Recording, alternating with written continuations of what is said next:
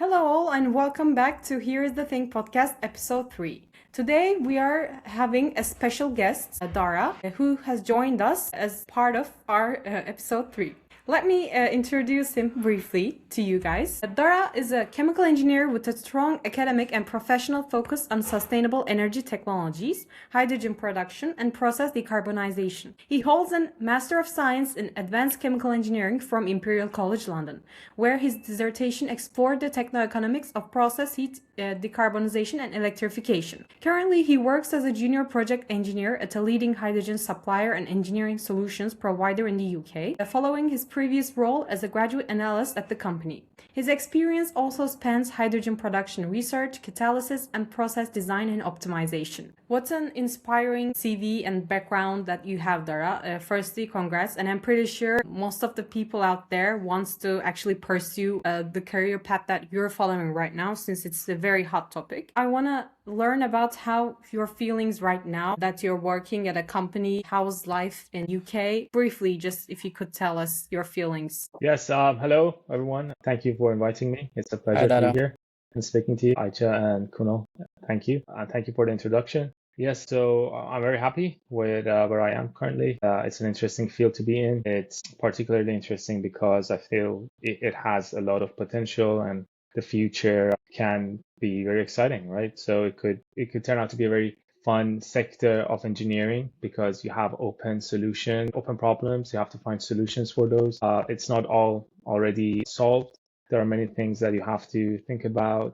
You have to navigate not only the engineering aspects of hydrogen or regulatory aspects of it. It's also about coming up with a new business because the hydrogen market is currently very small. It has to grow. So yeah, I love where I am currently. And I joined as a graduate analyst. Initially, I was more involved in business aspect of hydrogen at first, commercial aspect of it. But then I decided to move on to the technical aspect of it because that was more aligned with my background. And as a graduate, when you join a company, you have the opportunity to rotate usually. So I felt it was the time to move on. And yeah, I recommend everyone to stay tuned with hydrogen and the future of it. Now that you gave a brief introduction, I have loads of more questions to ask to you, especially about the regulatory part too, because that's also the part that I deal with a lot, and I think it's very important part. And as far as I understood, now you're working also as a project manager. Is it correct? Or I'm a project engineer. It involves managing projects as well, but it's also about developing projects and delivering them. But yeah, it is a bit more technical than management. It has a close contact with actual engineering of a project too. yeah, I understand. And maybe I have questions about like non-technical part of it because that's what I work for, non-technical project management. Because I want to ask you, how do you handle the responsibility part of the time management, especially being in a sector where, as you mentioned previously before this talk, that it was quite unpredictable. How do you manage your time effectively as well as manage the project itself while keeping your stress level at a mediocre level? Yeah, so I think it really depends on how you look at your job. I guess it also depends what's the environment in which you work. If it's all very relaxed, if people just delegate work to you and then they give you some reasonable deadline that you could work with, then it's up to you to decide how to manage your time and how to schedule tasks. I think I've been quite lucky in that regard that what is usually asked of me is not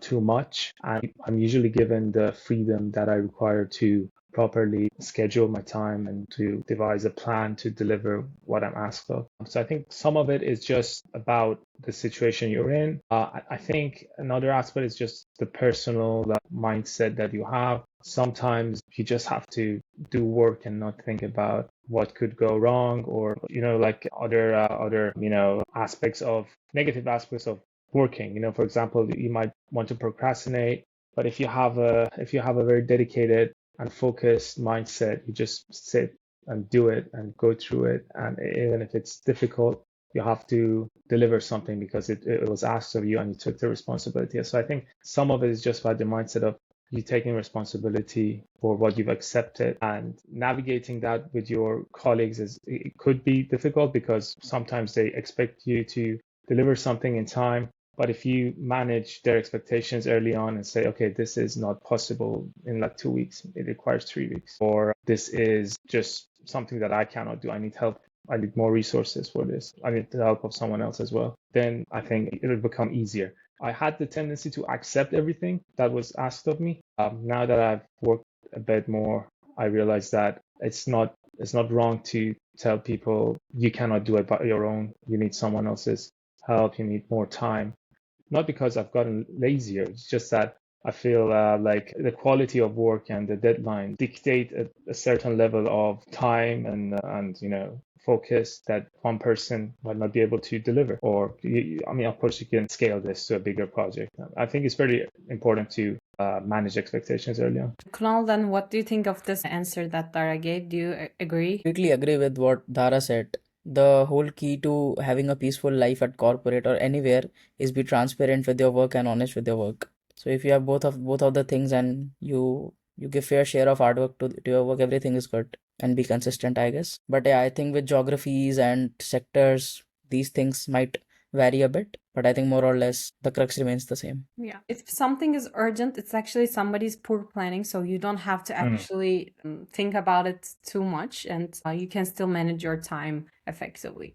Right. I think it's a bit dangerous to apply that to hydrogen because, or at least any other, I would say, technical field that could be dangerous. I think the main thing about hydrogen is that things can definitely go wrong unpredictably. It's explosive gas.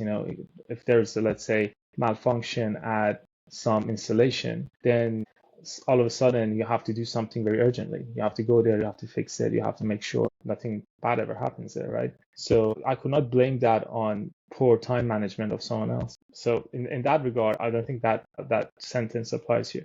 But in like less hectic scenarios where you have a project that is not dependent on intermittencies such as malfunctions or something like that, I guess it could be about poor management of someone else. But again, going back to that mindset that I was speaking of, even if something is poorly managed and it's now delegated to you under a time limitation and you have to do something very urgently, I think it's important to take the responsibility if you know that you have limitation on time. If you take responsibility when you know there is an issue with time, then you should deliver it because you had the option of deciding if you want to take that responsibility or not.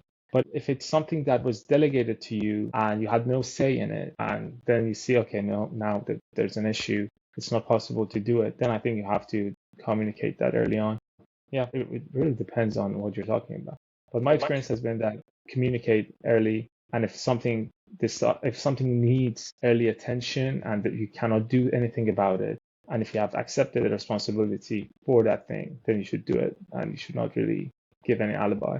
Yeah. Wow. You speak like since the beginning, you speak as if you're very chill and it's such a relaxed job. Now that I'm hearing more about this, I understand what kind of consequences it has. Yeah. Because as far as I understand, even if like in normal office works, even if you don't deliver on time or something gets wrong, people can point towards you because if you've done something wrong or if you poorly planned something. So I wonder in technical sectors that has high risk of safety, like in hydrogen technology, how do you deal with this, or are you at a more safer side in terms of what you do as work? So initially when I joined in that like first 6 months that I was an analyst, it was completely office-based job. It was a completely office-based role. I was never in a dangerous situation. But when I moved on to engineering aspect of it, I'm in exposure of many more dangerous scenarios. And it's something that I knew that will happen. I was okay with that. But there are rules, there are safety regulations that you have to comply with. You have to know about those regulations. And there's another I speak of is that not only you have to comply with it, you have to make sure everyone else who will be using your equipment and your technology later also knows about the safety of the safety procedures of that piece of technology, and they comply with it as well. Because in the event that something goes wrong, you'll be responsible because they learn from you. You were the responsible party of delivering a safe system. So at first, I think I was a bit more scared, but now that I know about the equipment and how well designed they are and how brilliant were the people who designed these hydrogen infrastructure systems and these, pieces of technology. I'm less scared, I'm more relaxed. But yeah, currently my role is more exposed to technically like dangerous scenarios or, like disasters maybe. But yeah. Only our valedictorian can do this job, guys. You're probably valedictorian, right? I don't know, but No, I don't think so because a valedictorian has to give a speech. I did not give a speech. And I think it's nobody usually gave a used speech. for, yeah, but yeah, I think that's where the term comes from. That the last part, dict, I think means to give a speech or something to dictate. Yeah, but I'm not sure, maybe I'm wrong, but I think the valedictorian is usually used for high school, I think, like the graduation ceremonies of high schools. But yeah, anyways, Then you must be I the did first. not give a speech. Okay, then you must ranking first in our class. I think Maybe. so. But yeah, I understand. Wow. I think my question is more on the technical side. How do you deal with the storage of hydrogen? Because from what I have read till now, there are two options currently storing the volatile gas, but we don't have in. I am aware of India that India does not have the tanks required to store hydrogen, and what they are currently doing is converting it to ammonia, transporting and then converting it back. That's what I know. So what's your, it might be that it might, you can't reveal that, but if you can share your insights on that aspect. I think it's pretty public, the storage of hydrogen, and stored as a compressed gas. And the reason for that is, at least right now, you have very limited requirement of storage. Like there are not many systems that need huge amount of hydrogen storage for them to function properly. Most of the hydrogen usage right now in the world is for refineries when they want to use hydrogen in their processes, and also ammonia production, right? And these end users use hydrogen that is produced through steam methane reforming, and it's usually delivered on pipeline because it's another unit right next to their unit that does that, and there's a pipeline between the two. So all these operations are continuous, so you don't have to store anything. It just continuously flows from one unit to the other one. But nowadays, when we are talking about the hydrogen in our daily lives, for example, let's say buses that run on hydrogen, or forklifts that run on hydrogen, or cars maybe. So in these scenarios, you need to have some sort of storage, and it's usually in compressed form.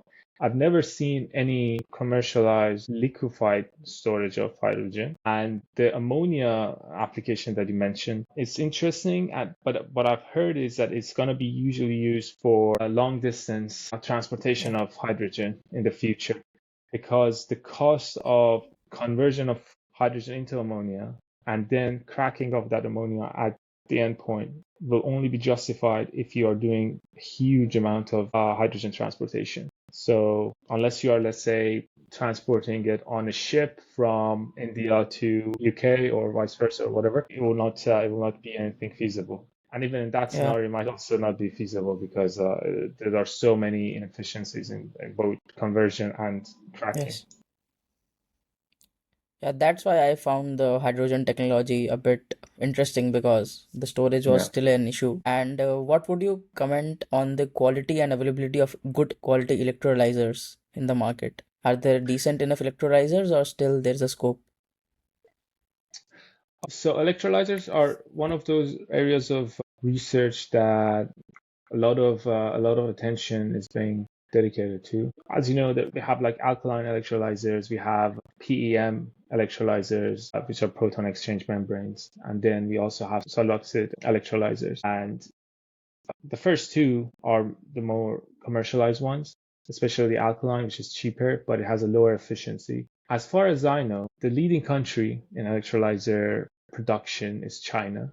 But there are also companies in the UK and also in the US and Europe, all over the world, that are working on this, especially PEM or proton exchange membranes are really interesting because they have really fast response times. So as soon as you like apply the electricity voltage, they start producing hydrogen. And that could be really interesting if you want to use hydrogen as a grid stability unit. When there is excess electricity, you turn on your electrolyzer to produce hydrogen, and then you can store it and then use it when you need it later. So that's very interesting. But currently, as far as I know, electrolyzers still have to become cheaper. They're still too expensive. But as it has happened for solar panels and as it has happened for batteries, we might Yeah. see in the future a huge drop in the cost of electrolyzers as well. So if that happens, it will be a huge boost to the hydrogen economics. Unfortunately, I'm not the expert on electrolyzers, but I know this much. No, I think it's a very good insight on electrolyzers, and yeah, I got the answer I was looking for. Thank Yeah. you. Thank you for the question, Kunal. So I also wonder what type of hydrogen production do you work for then, if you're not familiar with electrolyzer? No. We do electrolysis, but Okay. my expertise is not in electrolyzers because I'm more currently focused on downstream of production. Like, how Mm. would you get that Sure. hydrogen Hmm. to your customers? That's a whole different thing. Electrolysis is obviously fundamental to all of this. Hydrogen, one of the misconceptions that there is about it is that it's an energy source. Well, hydrogen is not an energy source. Hydrogen is an energy vector. You still need some primary energy to produce hydrogen, and that's usually assumed to be renewable electricity. So you have to have excess renewable, cheap electricity, hopefully, to produce cheap hydrogen. But even at that point, you have to find a way to transport it. So it could be difficult because it's a gas, it's an explosive gas. It does not have a high density. So if you have to deliver a high amount of energy, then you have to compress it or liquefy it. As I said, liquefaction seems to be something for the future so far, but even the compression of it requires some energy, and then the safety aspect of transportation of compressed gases comes into picture. So all of that are the areas that I'm more involved in right now. Yeah. That's so great. So, since you are also working as a business analyst, I'm assuming that your startup actually sells this technology to people, or what sort of place is the company working for really? Like, is it actually selling the technology or the outputs like hydrogen produced? So the company that I work at is a company in a larger holding, and the idea is to integrate the hydrogen supply chain from production to services that you'll eventually get at the end. And we are mainly focused on transportation sector, like buses. So one of the companies that is in the holding is a leading manufacturer of buses in the UK, and we are the distribution wing arm of the holding, and then there's a production arm. So yeah, it's all a huge holding, but the company that I work at is a startup. Like, we are just trying to win contracts. When I say a startup, it has been a startup for a while now, but it is still a small company. It's still not huge. It has a number of people in it, but it's not a huge company yet. But it's because hydrogen market itself is not a huge market yet. So yeah, sell hydrogen. So that's a main income stream, selling the hydrogen. But if you want to sell hydrogen, you still need energy infrastructure of like the pressure Yeah. infrastructure of that, the engineering infrastructure of that. So that's also what we provide. Very nice. I've been seeing electric cars, electric vehicles everywhere in UK, but in Turkey it seems like it's very scarce amount of resources that we can reach. So I want to ask you this question, especially in countries like not part of, Europe. Do you think like how fast will it arrive, the hydrogen technology? And do you think, please also consider the economical consequences? So maybe that might also affect on the time that it will come to us. Because AI has come, but these renewable energy technologies and hydrogen, I'm not seeing much of it right now. Yeah, so hydrogen cars are a bit tricky. I'm not sure. I mean, currently around the world there are not many hydrogen cars commercialized. There are a few, but the number of them getting sold is not huge. There are more of them in Germany and, if I'm not mistaken, in Netherlands and France, I think. Not many in the UK. And the reason for that is, again, it's about the cost of running your car on hydrogen, because as I said, that there are so many different conversions that have to happen from your initial source of energy to getting movement from the wheels of your car, right? So you have to take electricity, then you have to waste some of it to produce hydrogen. Then you have to transport that hydrogen in compressed form to some station, and then in that station you refuel your car or bus or whatever, and then that vehicle has to either use a fuel cell or a combustion engine that would move it, right? So again, you would lose some energy there. For cars particularly, it seems like electricity stored in batteries is a better way to go because we are seeing them right now at very competitive prices with like conventional fuels, fossil fuel driven cars. So I don't think we're going to see hydrogen in cars, in like regular normal passenger cars, but buses and heavy goods vehicles might use hydrogen. It's because of some other benefits that hydrogen could provide these vehicles. For example, when the battery of a, let's say, bus or a heavy goods vehicle goes below a certain threshold, then they start losing power. And that is a minor issue for that's a minor issue for your car, because long before you get that, you can go to a charging station and charge your car. But for a bus and or a heavy goods vehicle, there might be some unpredictability in what you're going to do. For example, what if you stay on the road too long? You cannot just cancel your service. You have to provide it, right? So hydrogen has that benefit that as long as you have hydrogen, you'll have voltage at the end of your fuel cell, and that'll work. So that's something to consider. And there's also the issue with charging stations for heavy goods vehicles and buses. The electricity infrastructure is quite slow. The grid connections have a queue up to a few years. It seems like whenever there is some demand for electricity, it's very difficult to get the supply for it. And the AI boom and the data center demand all around the world is adding to that issue. It's making it more complicated. Then add energy security issues rising from global conflicts all around the world to the mix as well. So now it seems like you have a energy problem which has so many different aspects and elements to it. It's that you need cheap energy, but you also need clean energy. You also need what you call it a secure energy, and you at the same time you want consistent energy in terms of like all the hours of the day.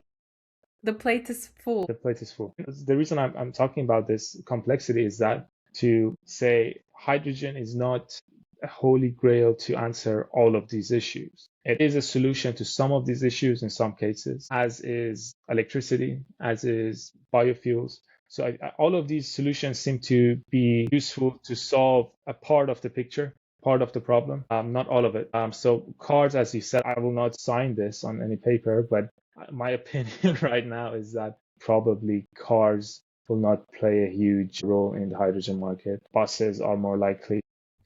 Dara Heavy goods Bahrami, vehicles. 2026 Yeah, I will not sign this, forecast. and do not quote me on this. And if you quote me on this, I will deny it. Do not even paraphrase me. I think this will be the highlight of the podcast. Don't even paraphrase me. No, No, I please don't. won't. Okay. I think I really like the line that you said hydrogen is a vector, not a source. I think that's a lovely Yeah, line to start bring the highlight of the episode. yeah. However, I have a question on water security. Mm. Since water is the source for hydrogen, and all of us know that the water situation because of data centers and US has already started facing problems because of that. So what's your take on the water security and fresh water availability owing to the fact that different sectors of energy and AI and all those new kind of stuffs are increasing? So how would that change the life of a common man? Yeah, I think the water is, to be honest with you, I don't think water is a main issue here because there are electrolyzer technologies that use brine or seawater to function. For example, earlier I talked about how most of the hydrogen, almost entirety of the hydrogen currently used is produced by steam methane reforming. But also there's also another category, and that's electrolysis of seawater that's already happening because of chlorine demand. So, like PVC around the world is a very, very important material that is used in construction. And the C in PVC stands for chlorine, right? Yeah, Polyvinyl chloride. So chloride. Yeah, yeah, so that chloride is coming from the salt in your seas, in the exactly. seawater. And it is produced by electrolyzing seawater, and it works. It's an old technology. So I don't think that we have a lot of issue with using limited resources because worst case scenario we can use seawater. But that being said, I feel like when you look at the cost of providing pure water, it is such a small percentage of the total cost of hydrogen production that it seems to me that's such a small problem because even if you get unpure water, you can install purification systems to You're such a businessman, Dara. Wasting water is not a problem. Like it's such a small problem. it's no, because yeah, I mean I We have get oceans. the Like if you think comments, about it, he's right. How many part of the world is the oceans? but Okay. Yeah. I mean that the reason I mentioned chlorine is to just give you a picture that it's possible to do electrolysis with seawater as well. Worst case scenario, we have to do that, I suppose. But that's a very interesting question to link it with water shortages. But again, as I said earlier, hydrogen does not have to solve every issue that there is. I mean, like let's say batteries, they have also environmental issues. You know, lithium extraction is not a really clean process. Yeah. So they all of these electrical circuits, they require so many rare earth materials. All of the extraction methods are also not really clean. So I think whatever you do, as long as you're manipulating the nature, you'd be somehow polluting it as well. I think when you Yeah. compare that to hydrogen, it's I guess if you think about the fuel cells or the electrolyzers, the picture could change. But the production itself, I think it has very small environmental footprint. Just purify water, which, as I said, it could be non-drinkable water as well. You know, you can take non-drinkable water, which is wastewater, and then use it for hydrogen production. But you have to purify it, obviously. Okay, I think that answered my question. Yeah, that's very good take though. Thank you both for that. Yeah.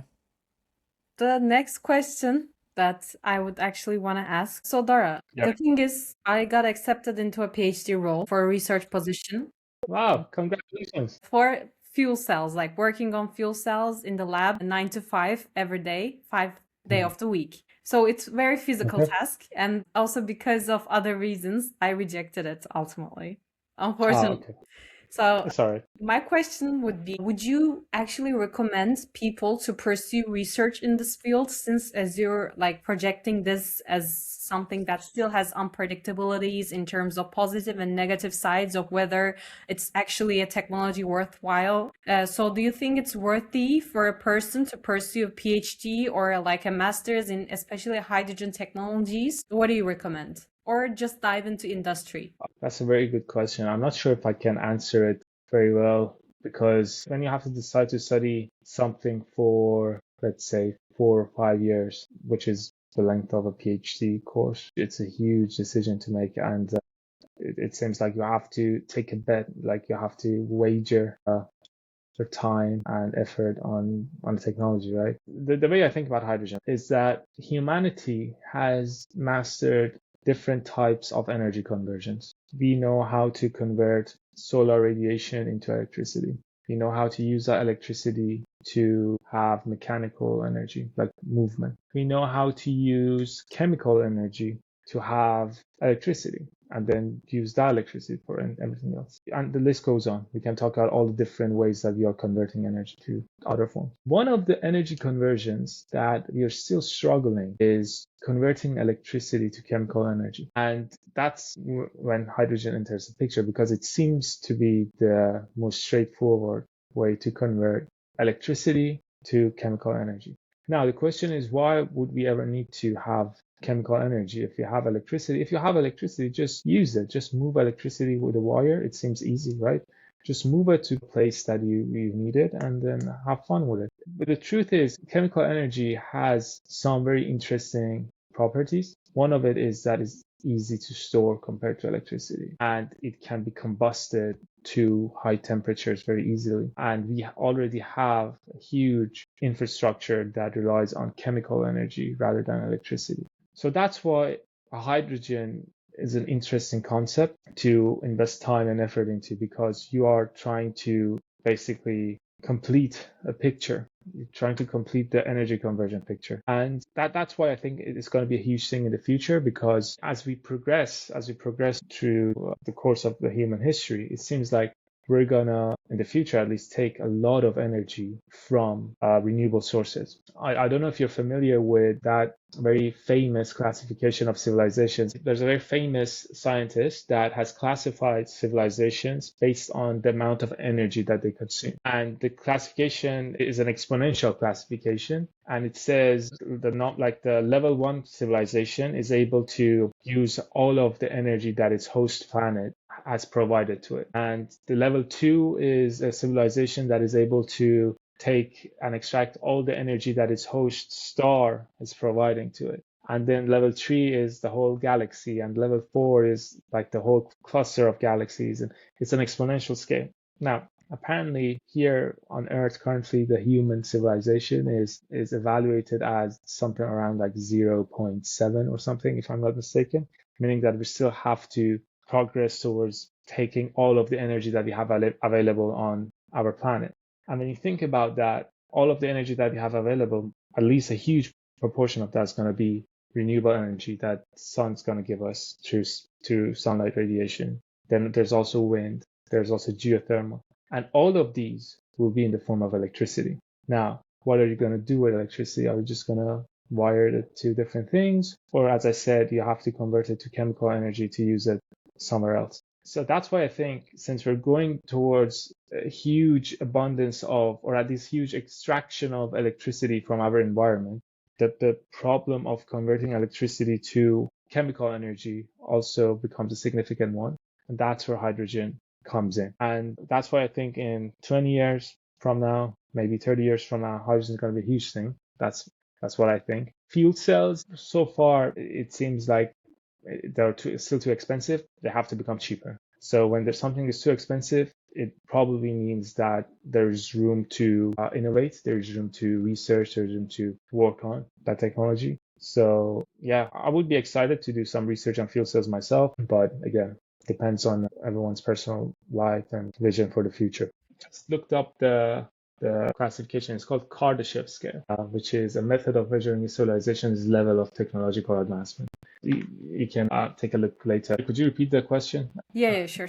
So my question was like, why do we need to transform electricity to chemical energy? Is it because of the storage conditions? Some of it is because of storage, I think. It's also about the fact that, as I said, I think there are like 3 or 4 main reasons. The first one is storage. There's also the fact that providing heat in a form of electrification is very difficult, not because we don't have the technology, we do have the technology, but we currently have a huge infrastructure that relies on chemical energy. Think of all the furnaces that there are in the industry, right? We cannot suddenly place electrical arc furnaces for all of them, and the grid does not have the capacity to do that. It will take so long for all the industry to convert itself into a electrical based heating system. And electricity is intermittent, so that's another issue, which again storage tries to solve that. And yeah, and by the way, there's another issue, which is energy security. If you have electricity that is renewable, then if you transform that electricity into some form that can be used later, then you stop relying on other geopolitical players. So basically what I'm trying to say is storage itself is not only because of intermittency of renewables, it's also because it's an insurance. If you have the ability to store energy in case something wrong happens, in case there's an issue with your supply chain, that's a good thing to have. And again, hydrogen seems to be the most straightforward way to do that. And even other chemical energy storage options that exist rely on hydrogen. For example, there are startup companies, there are ideas about how to produce, let's say, synthetic methane, right? Take the carbon from the atmosphere, to like direct air capture of carbon dioxide. It requires a lot of energy, but let's say you do it. And then you still need hydrogen to produce, what you call it, synthetic methane through some processes. So hydrogen seems to be the main way to capture electricity into chemical energy. That's why I think it's going to be very important. I think I agree with that point of yours because I come from an agriculture background. I work in agriculture. Mm. So based on the policies that I have heard and the issues that are due to the war and everything, urea has become a major hurdle nowadays because of the dependency on some particular countries. So governments are now coming up with policies where they get carbon dioxide either from air or I think majorly from the industries, from their furnaces and all those other sources, and the hydrogen and then convert it to ammonia and then a reaction to make urea. So governments are also, I think, trying to relocate the energy into different forms to solve the very basic issues that the people might face. Yeah, energy, as I said, like energy in itself is a huge problem because you have to deliver energy. You need energy. You have to procure it. But now, these are your limitations. You have to procure it. You have to have it Yeah. cheaply. It has to be nowadays clean or decarbonized. It has to be consistent and it has to be secure. So there's a difference between consistency and security. Consistency means that as when you have it, you have it. It's not going to be interrupted on short time scales. Security is a more long-term view of energy. There's not a risk of someone cutting your energy supply. So that's what security means. Now try to solve it. Oh my God, how are you going to solve this issue? It's a huge issue. And another aspect of it is that no country is like another country. It's such a unique problem all around the world. So the conditions in which India is completely different from the conditions that the UK is in Yeah. or the Turkey is in. So that's why I think energy is a very exciting sector to work in, and it's going to have ups and downs. It's going to be very volatile. I'm very inspired by this talk, actually. But She might pursue the PhD. I regret, I'm just kidding, but Yeah. Dara, so when you were speaking about all the complexity of hydrogen production and technology, like all of the complexity, all the metrics, think of it. Like you build something as an engineer, you work on it, you do an R&D behind to optimize all of the process, and then something political hits, and as you said, someone cutting your line completely. Can this happen just like how we are witnessing right now for gas and all? Do you feel like this can also happen for hydrogen technology, like process and pipelines? Well, I think, yeah, currently the major sponsor of hydrogen research and hydrogen business are the governments around the world. So it's all very policy driven. It's all very related to how governments look at this stuff. Because if you do the accounting, if you start actually looking at the costs and revenue, it doesn't take long for you to realize that hydrogen on itself as it is right now just is not feasible. If you compare it with fossil fuels, if you compare it with electricity, in scenarios where you have the option of all three, hydrogen is always the most expensive one,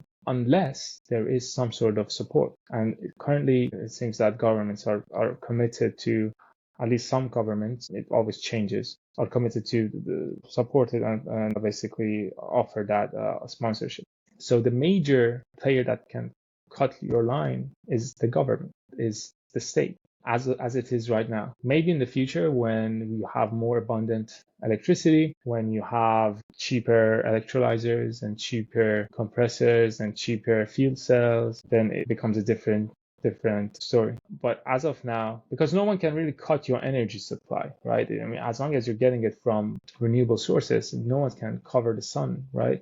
I mean, the UK does not have a lot of sunshine, but it has a lot of wind, so no one can really stop the wind from blowing. As long as you have wind, technically you can have a turbine and then connect that to your electrolyzer and you'll have hydrogen.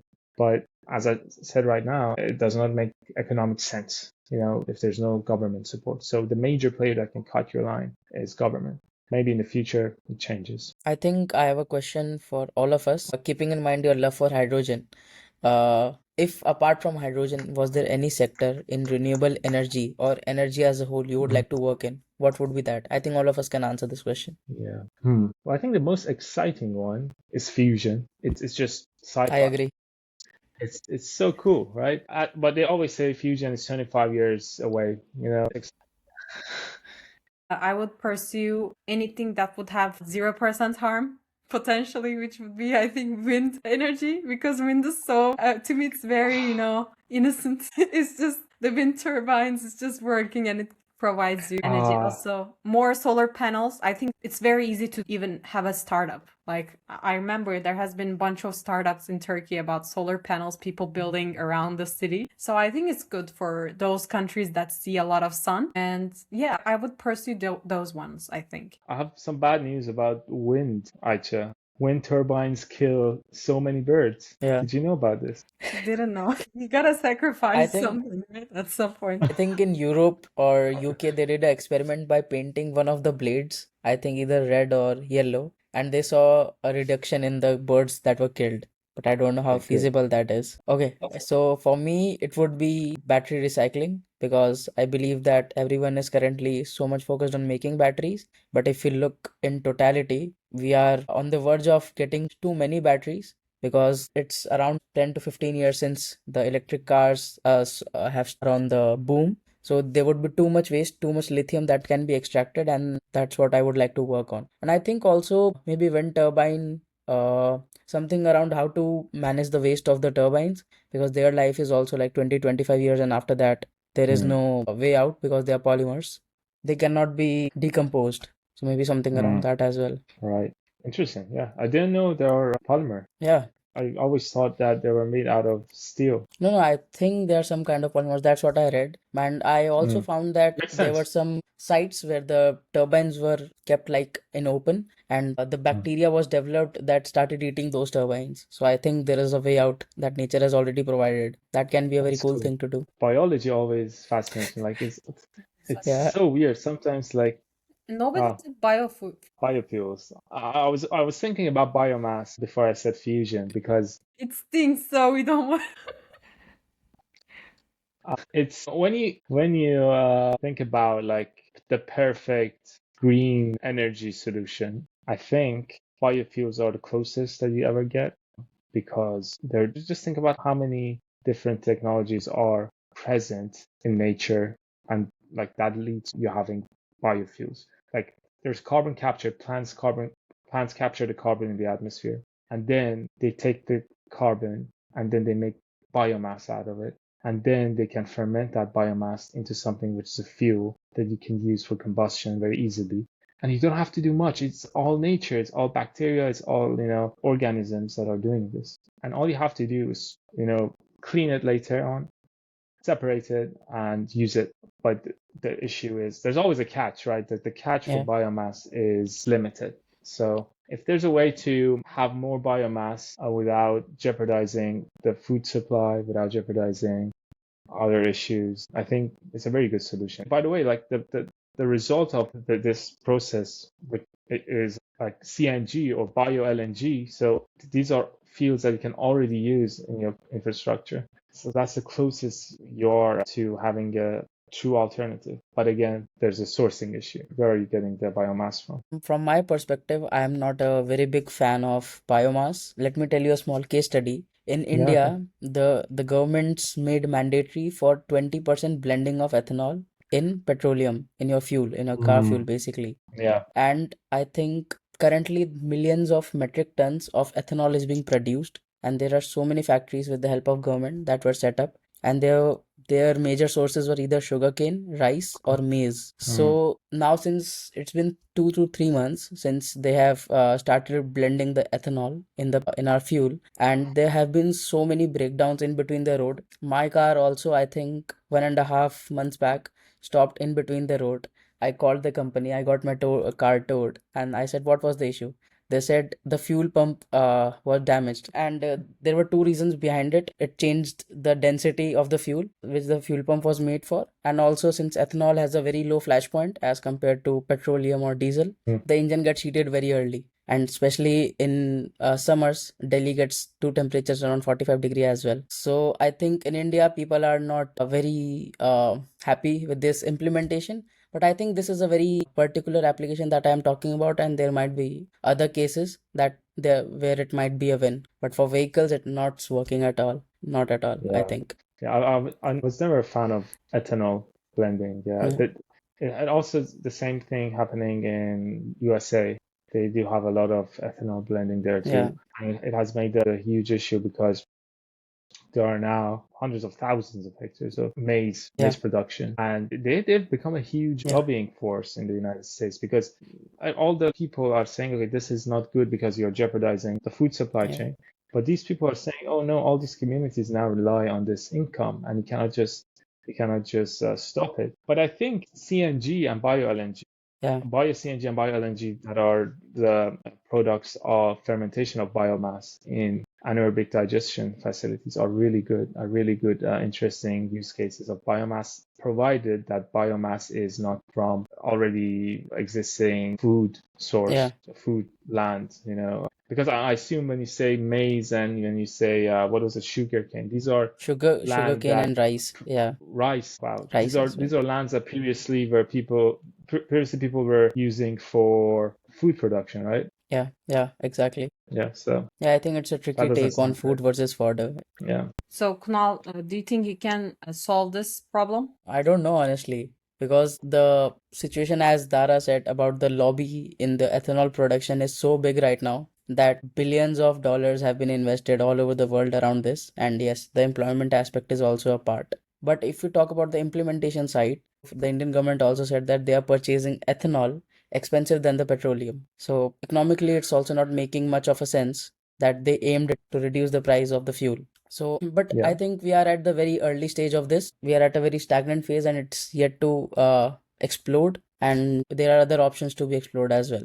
This is just the beginning for the biofuel segment, I believe. And I think, yeah, bio CNG, bio LPG can be a good option. So when we think about the artificial intelligence, I think it Mm. had like a curve. It had a climax where everyone could use it openly. It was an open source, and then it went into more private. And as long as you pay for it, it's like a service. I know it's like very two different things comparing hydrogen against AI, but do you think there is a curve? And do you think we have reached that curve to the climax points of using hydrogen? Or how many years should we wait until we have that maximum? And also, do you think it will be more accessible, as you said, that hydrogen is mostly actually dependent on the how government puts the regulations and the rules? So do you think in the future government might be more open to make it public? Like, I mean, more accessible in most of the vehicles and everything we use? I think there is some intention of that. Like, as I said, especially recently with the issues with energy security around the world,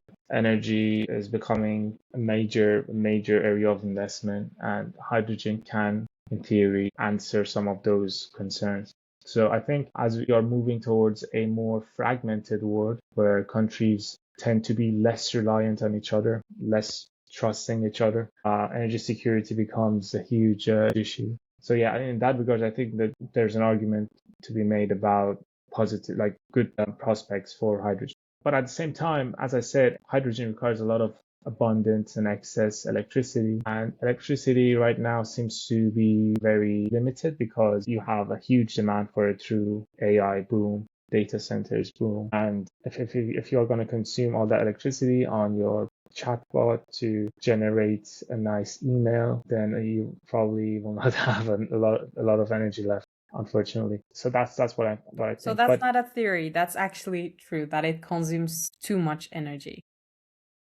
I think the huge electricity demand that's going to come with AI and data centers and all that will make the case for all these electrification technologies a bit more difficult. But that doesn't mean they're not going to continue to happen, but it's going to take a bit longer, I think. There's always the prospect of some technological advancement happening in fuel cell technology or in electrolyzer technology that makes it all cheaper and more feasible. Hopefully that happens. That would be very good. But my vision has always been that it's going to take some time, and that's a good thing because it means it's going to be mature when it happens. Currently, let's say even right now, if you had all the ingredients for the hydrogen economy, the sector, the technical aspect of it is not mature yet. So like it's not mature yet to provide all that infrastructure, all that demand. So it will definitely take time. It's a very small market still. It's going to grow, but the hype, the initial hype that there was for hydrogen has passed. It was around the 2020s until COVID hit, and then the Russia-Ukraine war that heavily influenced the energy markets. And now, as we are progressing through the second half of 2020, we are seeing more complications. But if we continue that path, then energy security becomes the major issue. And again, hydrogen will have an argument. But if we have cheap electricity, then again, there's an argument for hydrogen. So I think both ways, there is some argument for hydrogen. Yeah, there's some argument for both paths. That's an incredible take. Kunal, do you have any other questions to ask? Maybe any philosophical one that you kept? Okay, I think I can repeat the last one that I used in the last episode since we did not get answer on that one. So I read this statement on my flight at Heathrow. It's the tunnel that walks you to the plane. So HSBC has a quote written over there that an attempt to differentiate is an attempt to belong. What's your take on that? An attempt to differentiate. It's an attempt to belong. Come on, big Wow. brain. Wow. An attempt to differentiate is an attempt to see how a quantity will change in respect to another quantity. That's differentiating. You know, in mathematics, do you remember that? Yeah, yeah. dx upon dt. So that's my definition of differentiate. No, I don't know. Was there any context to that sentence? Was there a picture or was it? If I were to explain this statement a bit, it's like Yeah. the more you try to differentiate, in totality, you belong to a different group who individually want to differentiate. But you lead up to a group Ah, that had the mentality of differentiating, but now are in a common society, something like that. right. I think I'm against that. I think differentiating leads to not belonging. Like even if you differentiate and find a group that you belong to, you've still put aside so many other people. So I don't know. I feel like I've always been in favor of being all together, you know, very chill, like enjoying everyone's company, not to differentiate. Yeah, but yeah, the differentiation can lead to good things and bad things. I guess it's Quote such an unquote. open question. I don't know. This was a weird question. All right. I think All that right. was an incredible, very satisfactory session. Thank you so much, Dara. I really enjoyed it. Thank you, Yeah, Kunal, for likewise. Me heating too. up I really enjoyed it questions as and well. engaging. And thank you, Aicha, for hosting the podcast in a very smooth manner. And Dara, you talk like a philosopher, man. Yeah. Oh my God. Yeah. Yeah, Thank you so much. I really enjoyed this. Thank you for the invite. I hope I didn't speak too much. I hope it was all good. Thank you. What do you mean? You're supposed to speak and you did perfectly I, well. thank you so much. I really enjoyed yeah. it. I It was a think I pleasure. come after this podcast. I come up as a more knowledgeable man about hydrogen. So satisfied, very For satisfied. sure, for sure. I know Thank you. much, Yeah, like it was such a like full of knowledge topics. Like yeah, it was obvious that like below the answers, it wasn't blank. It was filled with knowledge. And thank you so much. yeah. Thanks guys for watching and see you in the next episode. See you. Bye bye.